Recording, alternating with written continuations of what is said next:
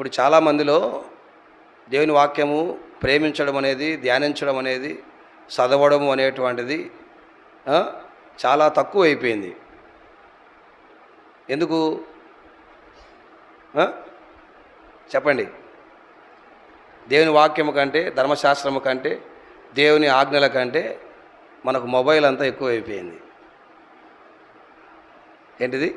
Mobile ఎక్కువైపోయింది. మొబైల్ని ప్రేమించినంత ధర్మశాస్త్రాన్ని ప్రేమించలేదు. మొబైల్ను చూసినంత దేవుని వాక్యాన్ని చూడడం లేదు, చదవడం లేదు.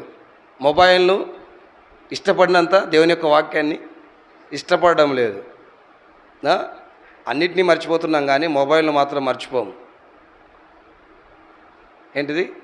పూర్వదినాల్లో పడకలో కూడా బైబిల్ పక్కన పెట్టుకొని పడుకునేవాళ్ళు.